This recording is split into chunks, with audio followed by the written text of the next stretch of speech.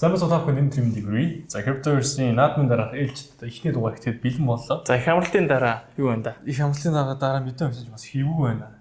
Эвлэхгүй шүү дээ. Биткойн ч бас дээрс 100-аас доош буухгүй, 110-аас доош буухгүй. Их сонирхолтой. Заавал наадмын өдрүүдэд бол сүлжээтэй байснаар бол ямарчсан биткойн all time high хийлээ. Spiked мэдээ боллоо. За биткойн өсвөөс гадна хамгийн сайн өсөлттэй байсан койн хүмүүс Solana байлаа, BNB байлаа, Ethereum байлаа. За энэ гурван койн өснөөрөө ерөөдөө altkоин season бас болно гэдэг хүлээлтд бас хүмүүсийн ихтгэл үнэлтээр нэлээд нэмэгдлээ. За altkоин шүү. За банкдаас болж иж магадгүй л. Тэгээд дуусах. Ингээд дугаараа дуусах. Ингээд дугаараа дуусах. За ирдэг шүү. Тэрс altkоин season index бол бас нэлээд өсч 55 гэсэн индекс дээр л заалаа. Тэгээд 70-аас дээшгээ орох юм бол мэдээж хүмүүсийн ихтгэл үнэлт сэргээд бас нэлээд altkоин season болдгоо гэдэг. Яг индексийн хувьд тийм байдаг. За coin market cap руу та бүхэн орох юм бол мэдээж байгаа. За мөн fear and greed index бол нэлээд бас Bitcoin all time high хийсэн, BNB all time high хийсэн. За Solana нэлээд сайн өслөө. Ethereum бас нэлээд хугацаанд сайн өссөн ч гэсэн. За айц башманлын индекс бол нөгөө extreme greed гэдэг бол орсонгүй, хэцүү гайгүй 50 хүлээж авах шиг боллоо. Тэгэхээр одоо extreme greed руу орохгүй байна. Still одоо зөв шуналтай гэдэг дээр заагаад байгаа. Нэлээс bullish байна гэдэг. Хүлээлт бол стил байсаарлаа л да. За тэгээд нөгөө урт удаантай Genius Act гэдэг бай одоо stable coin одоо юм криптосийн зохицуултыг шийдвэрлсэн.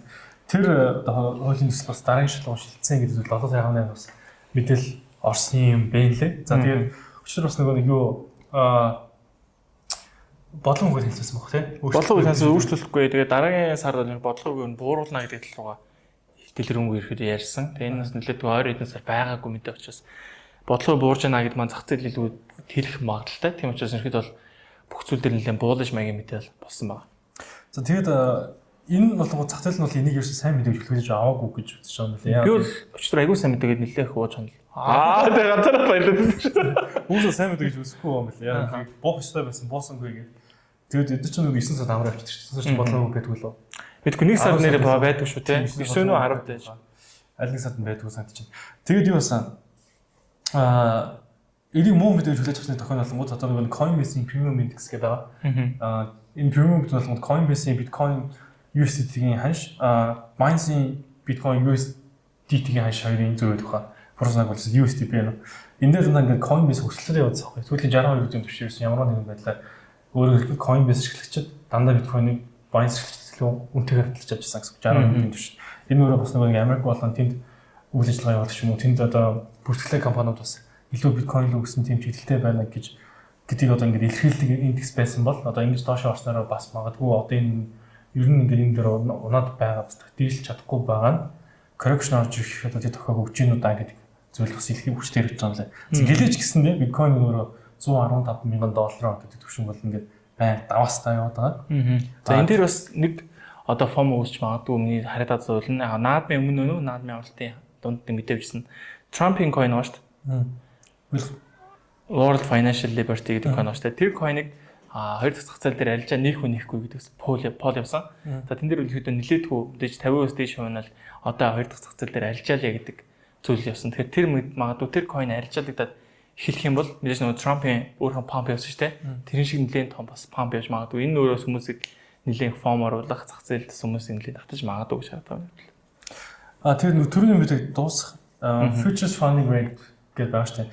Энэ дээр болгоод bullish юм уу bearish гэсэн тохио өгч үсээ эхлэегүй юм билээ. 0.1-ний нэгтэй байгаа тэгэхээр дээш доош явах хүмүүс тодорхойгүй байна гэдэг зүйлийг ярьж байгаа futures funding дээр. Тэгээд Ethereum-ийн 10 жилийн боллоо. Анх 14 онд нөгөө нэг ICO-гоор зарж эхлээд тэгээ 15 оноос жинхнээсээ гараад тэгээ чин үсч явж бод халуун төртөөд одоо ETH classic ч бол анхны Ethereum шүү дээ. Тэгээд одоо ч бид чинь шилжсэн Ethereum өсөжлөө явдаг. Тэгээд Ethereum-ийн дараагийн 10 жилд юу болох вэ гэдэг discussion бас явсан. За тэгээд хэдийгээр Ethereum одоос өсөд дэжгүй байгаа ч гэсэндээ зэрэг нөгөө талд анхаарч байгаа хамгийн том coin төрөл бол stable coin юм лээ. Google-ийн хайлттай stable coin одоо энэ гэсэн бүгд байгаагүй өндөр түвшинд ирсэн. За энэ түвшинтэй ижил түвшинд хүрчээсэн хүн нь болгоод орж исэн хугацаанд болгоод 22 онд нөгөө юу Luna-гийн crash үеэр stable coin-ийн хайлт бас ингэж өндөр болж байсан юм л. Тэгэхээр одоо болгоод нөгөө Genius Act-тай холбоотойгоор stable coin-ийн ил бас их байна. Тэгээд дээрэс нь та манайх байнга зүйл мэдж байгаа Солонгос болонгууд stable coin-ийг төв банкнд харах хэрэгтэй гэдэг төв банк өөрхөн байр суурь илэрхийлсэн. Тэгмээ нөгөө талд нь болонгууд тодорхой түвшний ингээд санхүүгийн чадамжтай газар бол өөрөө өөрсдөө стейбл coin гаргаж болно гэдэг зүйлийг бас яригадаад байгаа. Тэгэхээр хувийн компаниуд одоо яг энэ санхүүгийн компанид бас стейбл coin илүү хөрөнгө оруулж гаргаж тэрийг илүү ашиглах гэж одоо өрсөлдөөн бол бий болох болов гэдэг зүйлээс энэ мөрөлийн илэрхийлж байгаа. Одоо American Genius Act гэсэн бас өөрөө тийм болчихлоо. Stable coin хөрөнгө оруулсан ч юм уу stable coin-ийн одоо нэг governance coin-ыг авч үзэлтэй байх магадлал бас байгаад байгаа. За тэгээд Bitcoin өөрөө өсч байгаа чинь Bitcoin-д суурилсан төслүүд бол бас өсөх юм уусаа дохоо гэдэг үс бүхэн мэдчихсэн баг. Stacks ч юм уу Bitcoin-д суурилсан төсөл бас нэлээдгүй сайн өсөлт үзүүлсэн зүйл бас гарсан байна лээ. Тэгэхдээ бас хэдүүлээ нэг зүйл анхаарах хэрэгтэй. Stable coin өөрөө бас мөнх доктортой байдаггүй маа гэдэг бол бодит чин дээр сарлаа штэ. Тэгэхээр бас энэ stable coin зүгээр яг доллартай аргамжсан учраас байнга нэг дээрээ байна гэдэг мэдээж үг бол биш. Мэдээж бүх юм яг доллар шиг үнцэнтэй мөнхөд бол байх боломжгүй гэдэг бол харсан. Тийм учраас бас тодорхой хэмжээнд эрсдлээ мэдээж тооцчиж stable coin-ыг судалж авах хэрэгтэй шүү дээ. Тэр мэдээж тэгэл яах вэ? За тэгээд Ethereum дээр бас нэг мэдээ нэмэлдэхэд 6 сараас хойш нийт Ethereum-ийн нийлүүлэлтийн одоо цацал руу Ethereum-ийн 1% ерөөдөө компаниуд бодлож авсан байна гэдэг стандарт шаардлагууд гэдэг газраас бол гаргаад бас мэдгдлээ. За тэгээд нийт Ethereum-ийн нийлүүлэлтийн 10%-ийг одоо ингээд хувь компаниуд авах тохиолдол үнэ нь бол ингээд 10 дахин өснө гэдэг эхний байдлаар тооцоолыг хийсэн гэдэг зүйл бас гаргаж ир танилцууллаа. За тэгээд Ethereum-ийг бол энэ өснө энэс ч илүү өснө гэдэг хүлээлт амар их байсан. Тэр хүлээлтэнд бол яг үндэ хурж өсч чадаагүй гэж би бас үзэж байгаа. Ер нь бол хэн бүхний миний хувьд бол ер нь бол дэлхийн нийтээр шүү дээ. Ер нь бол still Ethereum бол all time high хийгээгүй л явж байгаа шүү дээ. Тэ одоо өнгөрсөн жил хэд 4000 дээр баг арилжаад гэжсэн. Одоо бол өөрхий өсөөд 3700 800 орж эхэлж байна. Тэгэхээр 4000-ын түвшингөөсөө давж чадаагүй байна. Шинэ all time high хийгээгүй нэг нь өөрөө бас мэдээж сэтгэл гонсоолгосон асуудал л та. Тэгээ одоо биткойн ингээд 100 орчлоо. Энэ биткойн төссөн. BNB ч гэсэн өмнө байгуулт төшин 800-аар дэвчлээ. Тэгээд ингээд одоо BNB 800 орсны хэлсэн. Яг нөгөө Binance 8 жилийн ойдоо зориулаад 8 гэсэн токен бэлэшээж байгаа. Тэгээд мэдээж сая 8 жилийн ой дээрээ за мэдээж BNB гэдэг токен маань өөрөө $800-аас давж гарч чадлаа тий. Гоё нөө. Тийм гоё нөө. Тэгээд юу басан? Тэн дээр энэ мерч хийж ирэхдээ тэр хайсан дээр нь доотлолт нь аюу гоё мессеж ирсэн. Одоо ингээд биткойнээс авахлаад хэд хэдэн coin дээр тавиад all time high дэд байлаа гэж тавьжангуудаа одоо still yearly crypto гэж байгаа байхгүй. Одоо ч ирдэ шүү те. Тийм crypto дээр та одоо ингээд авахаас олж байгаа crypto дээр цацал одоо ч гэсэн ингээд шинээрээ байгаа шүү те. Одоо авах ч гэсэн алдах юм байхгүй шүү гэдэг мессежтэй байсан бас их нэрээ тийм ч юм уу гэсэн бодол төрүүлсэн. Гэхдээ одоо орчих юм бол өмнө алуулаа үтцэж байгаа хэцүү мэл шүү. Тий яг нэг талаараа одоо магадгүй за bear market-ийн эхлэлийн цэг удахгүй байж магадгүй те. Мэдээж BNB худалдаад авчлаа гэхэд bear market-аар унана. За мэдээж яг криптогоо олон жилийн турш урт хугацааны хөрөнгө оруулалт харах юм бол за магадгүй ирээдүйд биткойн хэдэн сая доллар болцсон BNB-г $10,000 арилжаалах гэхийг ч үгүйсэхгүй л те. Тэгэхээр мэдээж early buy гэдэг нь бас оновчтой ч биш магадгүй л те. Цаг хугацаанд бүгдийг харуулна л та. Тэгээ одоо тийм гайхамшиг их олон үзег үнэтэй хэцүү юм шүү дээ. Гэхдээ гайхамшиг үзсээр. Маа том бол криптоор дандаа л гайхамшиг л үзсэн. Тэгээд биткойн өсөхийн өмнө манай одоо ч альткойн л аавна бүх мөнгөөр альткойн авсан. Тэгтээ биткойн өссөн гэж. Тэр сайднаас тийм. За тэгээд санхүүгийн цэцлэх Америкийн SEC одоо Монголоор санхүүгийн цэцлэх хараач юм да тийм үнцээс цэцлэх хараач юм. За эдгээс гарсан гоё шийдвэр байлаа. Тэр нь юу вэ гэхээр crypto ETF одоо ийм хувьцаа авсан хүмүүс тэр ETF хувьцааг хуцаагаад нэг бэлэн мөнгөлөж авдаг. Угаасаа л ер нь тэгдэл багтал хийх ETF-д яг тийм тогтолцоогод явдаг гэсэн. Тэгсэн чинь одоо энэ TSX-ээс гарсан шинэ тогтолцоотой даваад ингэж ойлгосон. Одоо би ингээд BlackRock-ийн биткойны тэр нөгөө нэг ETF-ийг авлаа. Хувьцаа авсан байна шүү дээ. Монгол тэр хувьцаагаа би шууд энэтэй тэнцэх хэмжээний биткойноор шууд авчаа бэлэн мөнгө авахгүй гэж шилжүүл шууд биткойн авчлах юм л. Сонголт өгч байгаа юм шүү дээ тийм. Шууд маркетаар зараад мөнгө авах биш.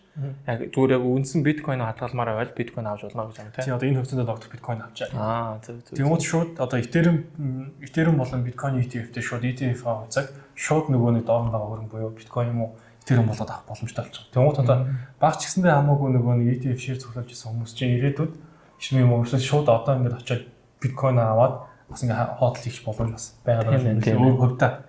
Тэгээд энэ бас дажгүй зохицуулт байж магадгүй юм шиг байна лээ. Тэгээд энэ гоё зохицуулт байна тийм. Ер нь яг ингээд биткойн дээр эргэлзэж байгаа хүмүүсийг ярианд одоо тэгж хийж байгаа юм лээ. За одоо ингээд өмнө нь ингээд савлаатай байсан төвшөнд нөхцөл байдал чинь ямар байсан тийм. Одоо бол ингээд нэг ингээд state одоо баг ингээд нэг ингээд юм уулс. Тэгээд тэрнээд ингээд том ингээд ножууд нэртлийн чинь ингээд итгээд том компаниуд ороод ингээд зөгтөө аваад ирсэн байхад яг ингээд одоо орохоос юунд айгаад байгаа юм бэ гэдэг асуудлаас аягүй хүчтэй явж байгаа юм билээ.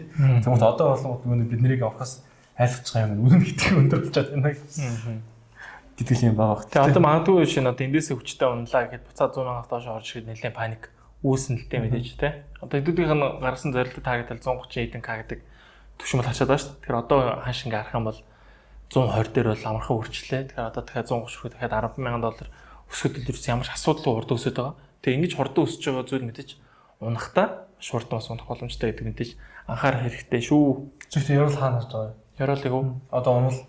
Яролыг хэдүүлээ таамаг танил яа да. Техник шиндрэл үү түүхээ харж байгаа л яриг шүтж. Магадгүй 69k гэдэг урдны all time high маань яролчж магадгүй. Ингэж үгээд Отол зээл дампуурч.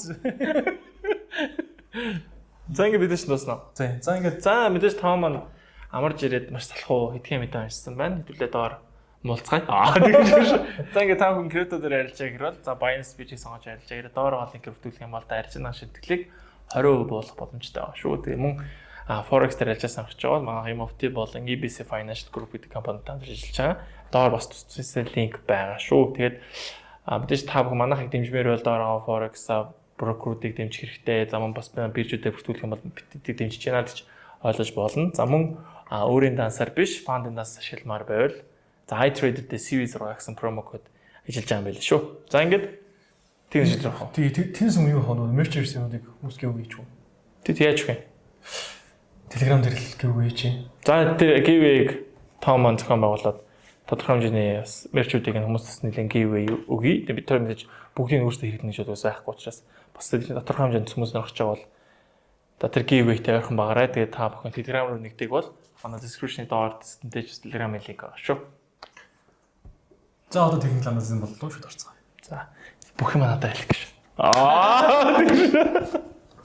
Хөдөө өсөж яаж ажилладаг болсон юм шүү дээ. За юу цаана за тэгээд үлээ техник шинжилгээнд дээрээ за биткойн апдейт хийгээд явчих гэж бодож байна. За тэр ерөнхийдөө бол манай Telegram сувг болон за сошиал сувгуудыг дагдаг хүмүүс бол өчигдрийн шинжилгээний төлөв ерөнхийдөө харсан байх. За өчигдрийн хувьд юу шинжилгээ оруулсан бэ гэхээр за эндээс нэг юмхүү шинжилгээ оруулсан те. За ерөнхийдөө бол биткойн 15 метр том цагаар нь буюу за нэг цагаар харах юм бол маш гоё булж битээр зурчихсан байна. За яг өчигдрийн үе шинжилгээ оруулахад хаана байсан бэ гэхээр за яг энд нэг иймэрхүү Bergman-ийн паттерн яг дахиад том цагийнхаа булжтай дотор дахиад нэг юм том булж битээр нь тэр дотроо нэг юм жижигхэн Bergman-ийн паттерн үүсчихсэн байсан. За USDT-ийн хувьд харах юм бол за бас нэг иймэрхүү паттерн үүссэн доош өсрөх магадaltaй байгаад байсан. За ерөөдөө бас том цагаар нэг харах юм бол энэ өөрөө дахиад ерөөдөө бол доошоос тэр магадaltaй паттерн авдаг. За тэгээ энэний хослсон хамаарлал нь яаж явсан бэ гэхээр за биткойн дээр өчигдрийн хувьд за энэ булжтай дотор явж хагаад энэ жижигхэн Bergman-ээр нь бол доошоос трейд дахиж дээшээ татаад хүчтэй доош уналтын хөдөлгөөн оржсэн. За энэ хавьс шорт арилжаанд ороод паттерныхаа доотлын цэг хүртэл ирэхэд унах хаа гэдэг таамаг оруулаад за энэ арилжаа бол ингээм амжилттай бол ороод гарчихсан байгаа. За харин өчигдрийн хувьд энэ арилжаа амжилттай болсон ч гэсэн энэ дээр нэлээд фейк аутн дээр стоп лосс авагдлаа. За яасан бэ гэхээр за ерөөдөө доор паттерныхаа шалыг цэвэрхэн шалгаад дээшээ өвчтөе өлтөлгөө оржсэн. За энэ дээшээ стэрсэн. За энэ стерлтэн дээр нь бол дээшээ лонг арилжаанд орсон баг. За лонг арилжааг бол энэ нэг candle доош ороод энэс дээшээ харц учраас за энэ candle-ийн дараа хэд stop loss тавих нь зүйтэй юм байна гэж ороод за нэг горьдлох нь юу байсан бэ гэхээр за цаг руу орлоо. Энэ bearish энэ bullish pattern маань ерөөдөө дээшээ сэтрэх болов гэсэн таамагтайгаар дээшээ лонг арилжаанд орсон боловч за ерөөдөө шөнийн хугацаанд бол эндээс төвчтэй доош уналтын хөдөлгөөн орж ирээд дахиад нөгөө нэг том булж дээрний шалыг маш цэвэрхэн шалгацсан байгаа харж байна те. За одоо ингэ ярих юм бол тааз дахиад тааз за доороо шал за дахиад шал. За тэгэхээр энэ паттернийг хаашаас тэр магадaltaй вэ гэж таамаглах юм бол мэдээж ийм паттерн үүсээд за дээрээ шал тааз болж байгаа. Доороо шал болсон паттерн хаашаас тэрдэг бол ихэд өдөлөл өмнөх түүхээс харж байгаа бах. Тэгэхээр correction төлөв орж ирлээ, input төлөв орж ирлээ, correction төлөв орж ирлээ. Тэгэхээр магадгүй дахиад нэг input төлөв орж иж магадгүй гэсэн хүлээлт бол байна. За хэдүүлээ ихэд олон сарын турш ярьсан. Шинжилгээ маань бол энэ байна. За хэдүүлээ бол эндээс long арилжаа нээя гэдэг шинжилгээг бодлосон. За эндээс long арилжаанд ордгоо ороод гардгаа гарцсан. Нэг удаан бол барьж чадаагүй. За тийм учраас дахиад нэг энэ магадгүй болж дээрнээс дахиад дэш өсөлтүүд орж ирэх юм бол за эндээс long арилжаанд ороод дараагийн нэг input төлөв барьж авъя гэсэн бодол байна. За хэдүүлгийн таамаг бол энийг ингээд харах юм бол хаана байсан бэ гэхээр таргет бол ерөнхийдөө 130 хавцаа байгаад байгаа. Тэгэхээр таргетыг бол 135 орчим дээр харж агаад TP авъя гэсэн бодол бол байна. За мэдээж дэшегээ өсөлтөөлөн орших юм ба шүү дээ. За одоо яг түрүүчийн сайн мэдээний сэдвээр хэдүүл ярьсан шүү дээ. Ерөнхийдөө дараагийн шал алах цэг хаана вэ гэдэг нэлээд том асуулт гарч ирсэн. За тэрийг гарчихын тулд дахиад нэг түүхээ хуулаад авчий те. За энэ түүхийг хуулж аваад за энэ уналтын цэг хүртэл болчих. За тэгж яагаад одоогийн байгаа ханшин дээр авчираад харах юм бол за эндээс магадгүй том хүчтэй уналтын хөдөлгөөн орж ирнэ гэх юм бол за тосч авах цэг маань хэд байх боломжтой вэ гэж таамаглаж ш тэ. За тэгэхээр нэг 67 бараг нөө түрүүний мэдэн дээр ярьсан таамаг маань бараг байж болохоор л юм байна. Яагаад гэвэл 69 мянга гэдэг нь нэлээд том эсэргүүцлийн бүс болж эхэлчихсэн шүү дээ. Тэгэхээр эндээс том хүчтэй уналтын хөдөлгөөн орж ирэх юм бол за нэлээд том bear market хэллээ гэх юм бол за уналтын хөдөлгөөнд тосч авах боломжтой цэг нь хэд вэ гэх юм бол нэг 66-аас 69 мянган хооронд нэлээд том шал хүлээж байна те. Яагаад гэвэл энэ дээр маш том тааз байсан, энд тааз байсан, энд ч гэсэн мөн адилхан нэлээд том тааз үүсэж байгаад энд нэг иймэрхүү булштай нүүсээд дэшээс тэрсэн. Тэгэхээр нэлээд том тааз болж исэн цэг учраас эргээгээд спортох боломжтой цэг байж болохоор харагдаж байна. За тэгтээ биткойны өсөлттэй байгаа дэр нэг айхтар уналтыг бол яриад юугүй. За ямар ч хэлсэн 15 минут руу ороод ингээд харах юм бол дайжгүй ерөнхийдөө маш дайжгүй булштай нүүсчихэд байгаа.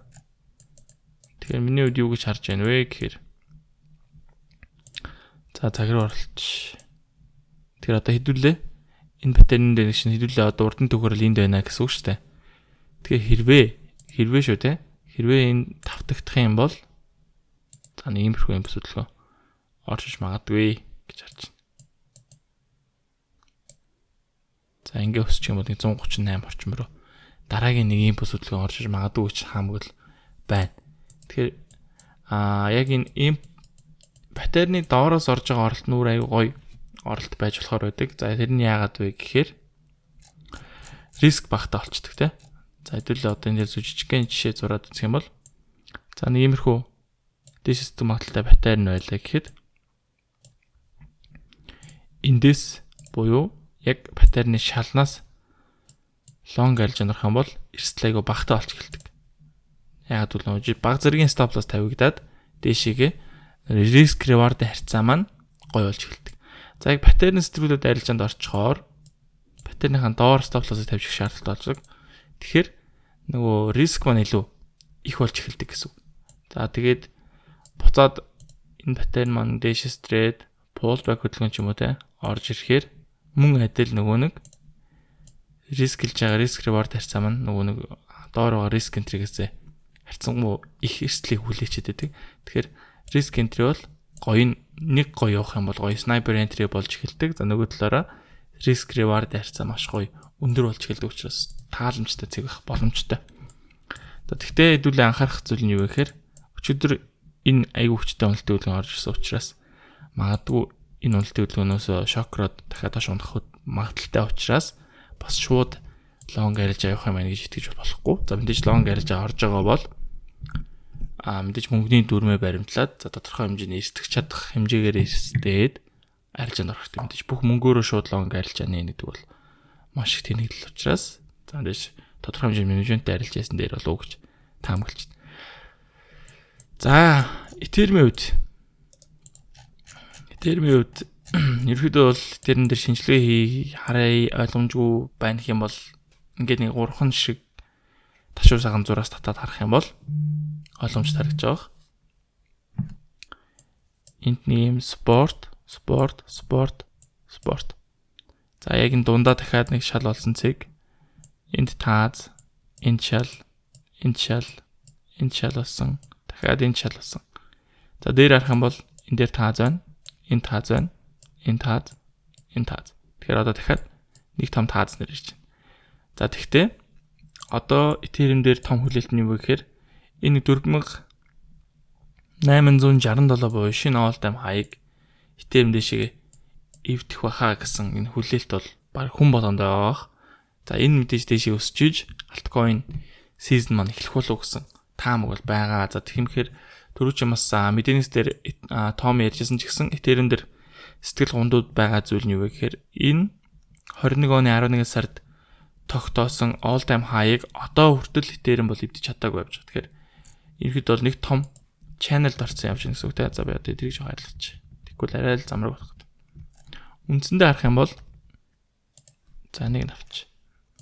Үндсэндээ харах юм бол ерөөсөө энэ хоёрын хооронд л Ethereum хэлбэлзээд байгаа. Доош унлаа 1300, дээш өслөө 4000. За энэ төвшөндөө ерөөдөө маш удаан арилж ядагдаж байна. Эхлэлийн цэгээс нь энэ хүртэл харах юм бол за нийтдээ 1724 өдрийн турш яг л энэ дээрээс арилж ядагдал явж байгаа. Дээш өссөн ч байхгүй, унсан ч байхгүй. За унлаа гэхэд 1300 өслөө гэхэд 4000. За одоо яг Ethereum манад яг тэр цэг дээр ихэд л ирчээд байна. За нэг авааштай байгаа зүйл нь бас нэг иймэрхүү булшмагийн паттерн зураад байна. За магадгүй дээш өсөөд гараад ирэх юм бол энэ 4000 гэсэн нүшин дээр маш том тааз байгаа. За маш том таазаа харин эвдээд гараад ирэх юм бол нэгэн бас булшмагийн болж эхэлнэ. Дээш эвдээд pullback хөдөлгөөн орчих юм бол нөгөө 4000 гэдсэн тааз маань гоё спортлох магадaltaй. За энийг бас би маш олон удаа ярьсан. За ихэд бол нэг шал тааз буюу нэг иймэрхүү channel байдаг. За энэ channel дээр арилж явах гоё боломжууд байдаг нь. Ингээ channel яваад байлаа шүү дээ. Энд дээр нөгөө нэг bounce арилжаа гэж хэлдэг. За ингэх юм бол дээрээс нь short, доороос нь buy, дээрээс нь short, доороос нь buy арилжаа байдаг. За энэ маань ерөөхдөө үргэлжилж ингэж явсаар хагаад нэг талдаа сэтэрдэг.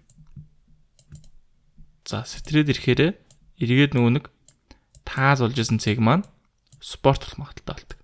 Тэгэхээр эндээс ингээ үргэлжлүүлэлтийн хөдөлгөөн үргэлжлээд явдаг. Тэгэхээр энэ маань нэг уруугаараач байж болдог те. Ингэж явж байгаа доошоос сэтэрлээ гэхэд нөгөө нэг спорт болж исэн цэг маань эргээд тааз болоод уналтын хөдөлгөөн үргэлжлүүлдэг юм. За иймэрхүү байдлаар хардаг учраас миний хувьд бол дотоод хүслэх юм бол за ихэд бол Ethereum-ыг одоо нэг дээшээ стрессээ гэсэн бодол байна. 4000 гэсэн нүшингөөс нэг дээшээгээ дөрвтойхоо шиг дээшээ стрээд pullback хөдөлгөөн аваад эндээс нэг дахиад нэг шинэ all time high хийчээсэ гэсэн бодол бол байна. Тэгэхээр Ethereum дээр бол мэдээж spot дээр бол байгаа. Тэгээ Ethereum-ыг яагаад булж байгаасаа хэвчээд байгаа вэ гэхээр за Ethereum-ийн layer 2 төслүүд дээр надад нэлээд байгаа учраас ерөөд Ethereum маань өөрөө өсчих юм бол араас нь layer 2 буюу нэг Arbitrum гэдэг юм те янз бүрийн олон layer 2 төслүүднээс дагаад өсөх боломжтой гэж хараад байгаа. За ерөөдөө бол шинжилгээнд бол иймэрхүү байна. За Ethereum дээр харилцаа гэсэн хөлтөө хүмүүс байвал за энэ паттерныг бол харж байхад бол зүгээр бах. За миний хувьд энэ паттерныг харж байгаа. Миний хувьд хизээ Ethereum дээр long харилцаанд орох вэ гэхээр шал дахиад шал. За магадгүй энэ дээрээ ингээд хариулт авах юм бол эндээс long харилцаа шууд төлөвлөж яах гэсэн үг юм бол эндээс long харилцаа гэдэг эхний ээлжийн 4000 гэсэн төвшөнд 4000 гэсэн таргет дээрээ харна. За мэдээж энэ паттерн дээр шийдэ 4000-аас дэш явах юм бол мэдээж орж байгаа арилжааныхаа stop loss-ыг шууд дэвшлүүлээд орсон цэг дээрээ буюу break even stop loss тавиад явчихна гэсэн үг. За биткойн дээр хүлээж авах хүлээлтэх юм бол за яг энэ үзүүрийг мэдээж барьж авч чадаагүй. Тийм учраас босод хүлээнэ гэсэн үг. Эндээс ингэ шарж агаад хариулт аваад эндээс support аваад авах юм бол тийшээ long арилжаа. За урдны бас энэ түүхийнх юм бол эндээс яг адилхан хүчтэй уналтын хөдөлгөөнд орж ирсэн. За ингээд харах юм бол эндээс хариулт аваад байсан байна. Тэгэхээр одоо энэ дээр мөн адил хариулт аваад эндээс ерөнхийдөө унахгүй байгаад эндээс дэше лонг айлжа хий гэсэн бодол байна. Тэр баг зэргийг хүлээе. За эндээс магадгүй эсвэл дахиад энэ дээр салахгүй магадгүй шүү дээ. Энэ дээр нэг иймэрхүү жижигхэн нэг иймэрхүү булж магийн паттерн зорох юм бол бас дэшегээ булж тэрний доороос нь лонг айлжаанд ороод үндсэн том паттерныхаа доороос stop loss-ыг байршуулж өгөө. Дэше нэг лонг айлжаанд орё гэсэн бодол байна. За ерөнхийдөө ингээд техник шинжилгээгээд дуусгая. За түрүүчийн дугаар дээр альткойн дээр илүү шинжилгээ хийгээд хүмүүсийн комментиг бичүүлсэн байгаа. За тэрийг яг дараа данхтай хий гэсэн бодлоо. За яагаад гэх юм сая нөө наадмын амралт гэдсэн нэг планет суралцсан учраас түлээ. Дараагийн дугаар дээр альткойнуудын шинжилгээ хийгээд явъя. За тэр болтонтэйж биткойн Ethereum маань сайхан өсөлттэй байгаасаа гэд залбиралж да. За ингээд шинэ дугаараа үзсэнд баярлалаа. Тэгээд дараагийн дугаараар уулзлаа. Түр баяртай.